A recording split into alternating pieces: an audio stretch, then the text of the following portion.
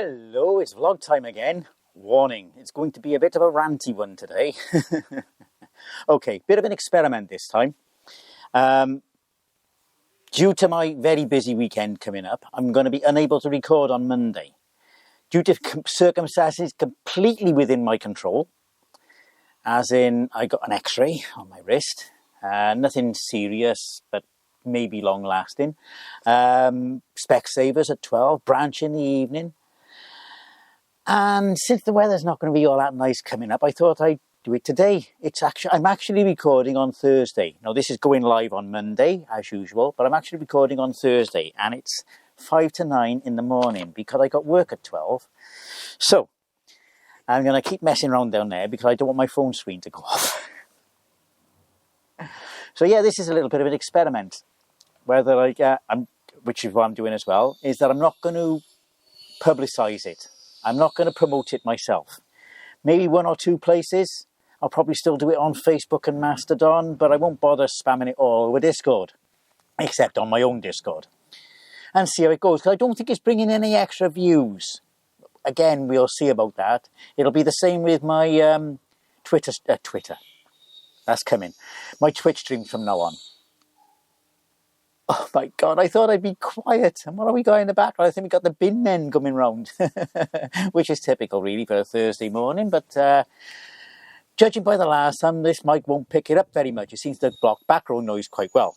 Okay, so the first thing I want to get out of the way is last time I said Porthcawl wasn't a patch on what it used to be. I'm going to make a slight correction on that. Coney Beach is a shadow of its former self. No doubt about it. We did go to Treco Bay and I was amazed at what they've done with that. So if you want a caravan holiday and you don't plan on going to the fairground, fine. Everything you need is in Treco Bay. They've really done that place out. They've done it proud. They've actually put some money into that. The whole centre is now undercover and it's quite well done. I was surprised with that. Now starts the ranty bits. Twitter is virtually dead. It's going through rebranding. The man-child has decided to put the symbol as a standard Unicode symbol. You know, one you can just type in on a keyboard. Okay, you've got to use a little bit of on my keyboard. I got all Shift Control U154D or something like that. Anyway. 154DF. I can't remember exactly. But anyway, I do it quite frequently and I still can't remember it. Brain fade, it's too early in the morning for this. So yeah, I have actually deactivated my X account. So I'm an X-Twitter user. I haven't deleted it yet. One person has noticed so far. One person. So everybody I interact with on Twitter is also on other social media platforms. I don't think I'm going to miss it. Twitter I found was a useful tool for information and customer support. But customer support just seems to be abandoned these days. Nobody's answering for that.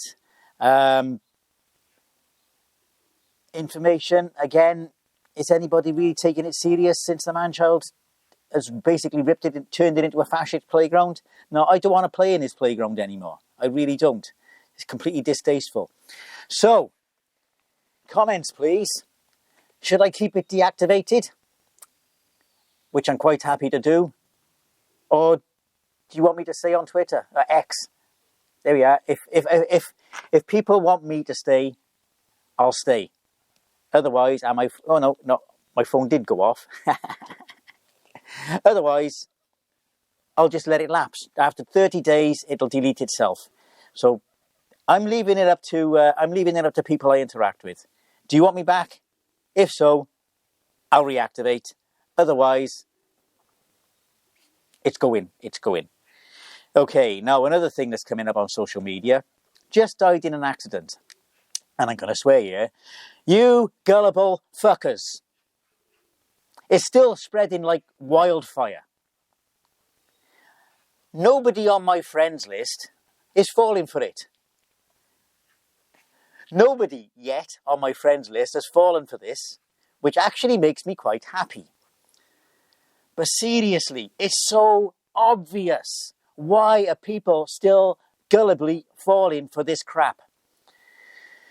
I don't know. What are we getting up to in this world?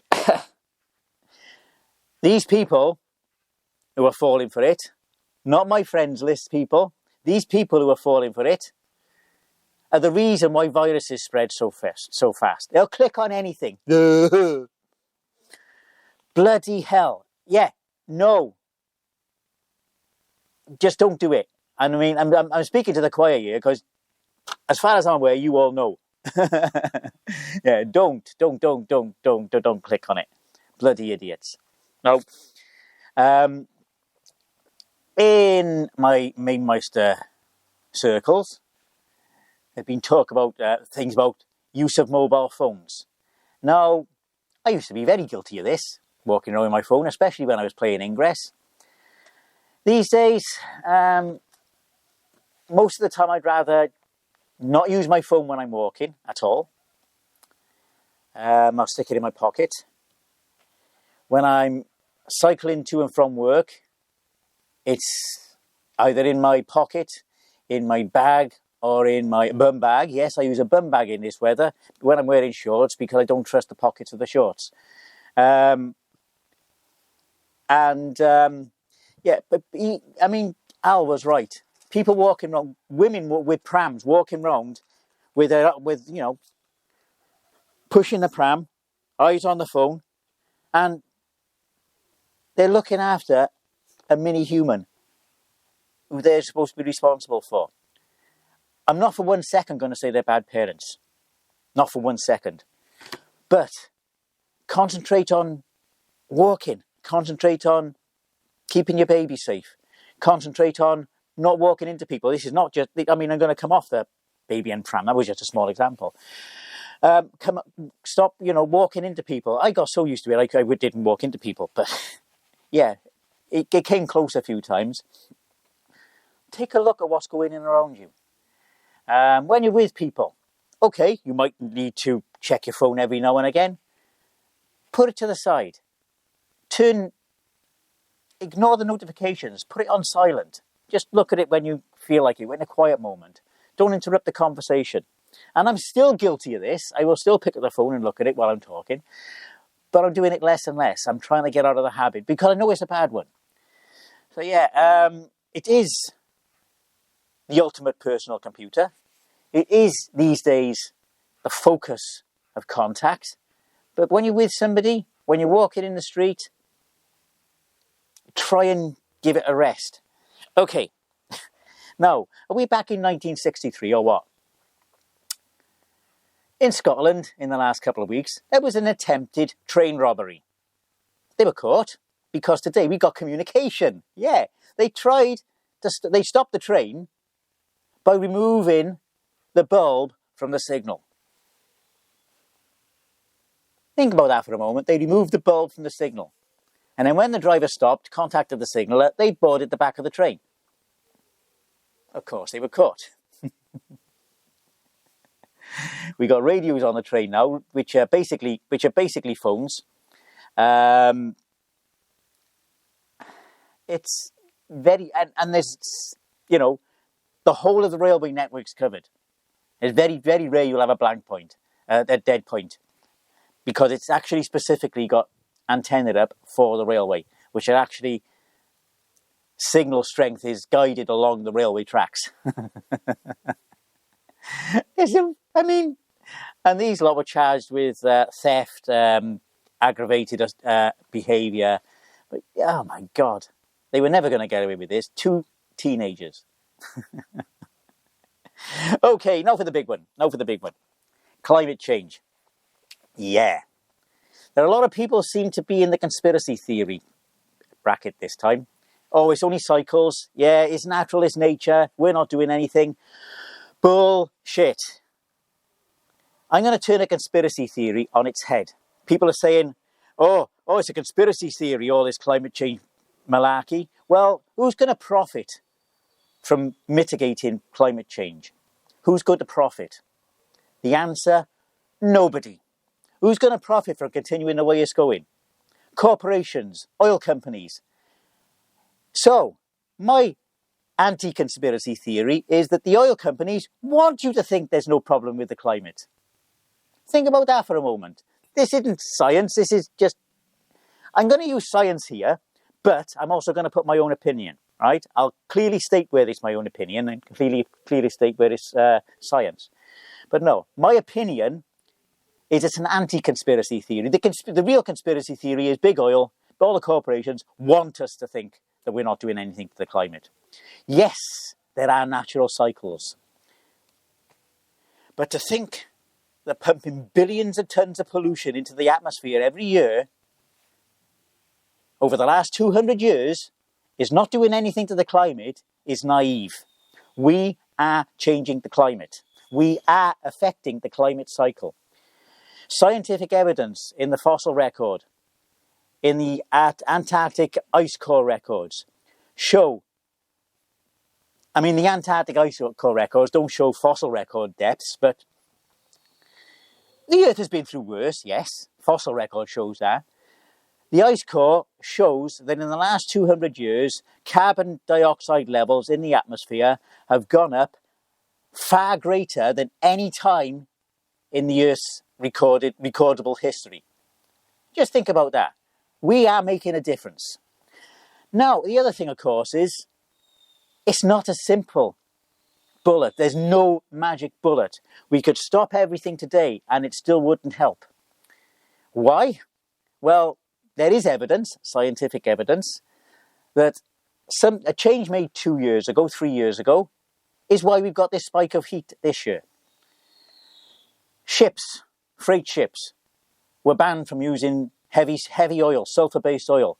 Now, the sulfur was putting a lot of particles, a lot of pollutants into the atmosphere, which was actually having a cooling effect. That stopped. So the pollution has actually been reduced, which means that there's less of a cooling effect by pollution.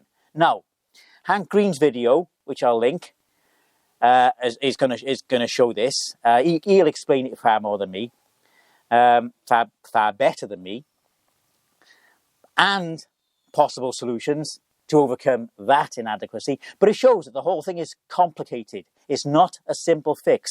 Can we even fix it? No. We're going to have to adapt. I don't think... there is nothing really the average person in the street can do about it. What we're doing, the difference we're making to climate, us as consumers, is negligible compared to what corporations are doing. I'm not even going to say it's governments, it's corporations. So, what do I think is going to happen? You know, as I say, sorry, I'm going off track here. There's no point in trying to change your life. You can do what you want. Do it out of your own conscience. I do recycle it as much as I can. I'm going electric on the car because it suits me. It suits me. It don't suit everybody. If you want to carry on using petrol, use the petrol. If you want to carry on using diesel, use diesel. There is no one thing. It's every little helps as far as we're concerned.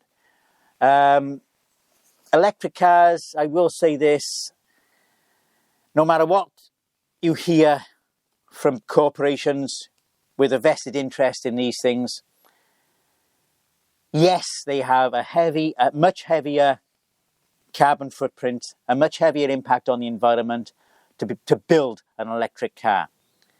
During their life, depending on where you get your power from, I mean, in the UK, it's about 8,000 miles before it's break even. So, and that's scientifically proven. It's a bit more in other countries. I mean, if you go to somewhere like India or China, it's more like 20,000 miles because of where they source their electricity from, because that's using fossil fuels to provide the electricity in the first place. You know, it swings and roundabouts. There is no magic bullet. I'll say it again. I'll keep saying it. There's no magic bullet. So what do I think is going to happen? Now we're off the science and onto my science-based outlook. I don't think it's going to seriously... It will change. The weather's going to get more extreme as we go along. It's going to get hotter. And I don't know whether it'll happen in my lifetime. It's certainly going to happen in the next 100 years or so. We're going to lose vast tracts of land, which will become uninhabitable due to either heat, where it'll be too hot to actually live, or erosion, land erosion. Anywhere near the coasts, sea levels are going to rise and you're going to lose land. We'll have to adapt. A lot of people will be put out of place, and it's quite possible that a lot of people will actually die. Sad. Civilization will adapt. It will go on. It's not an existential threat, as the doomsayers have it. It is a serious threat, and as I say, it's going to cause major changes, but civilization will continue.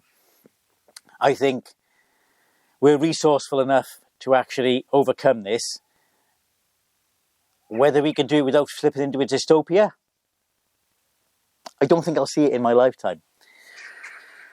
I hope it takes longer than I think. But it's coming, yeah. But yes, I think I'm going to end it there. Let's see how these experiments go. Try and finish on a light note. So yeah, I'm going to spam less. I know it's not spam, it's promotion, because I don't put it anywhere where it's not welcome. But what's the point of making the effort if it's not getting any results? I think my channels now, they're not big, but they've got a momentum. They pick up their own viewers.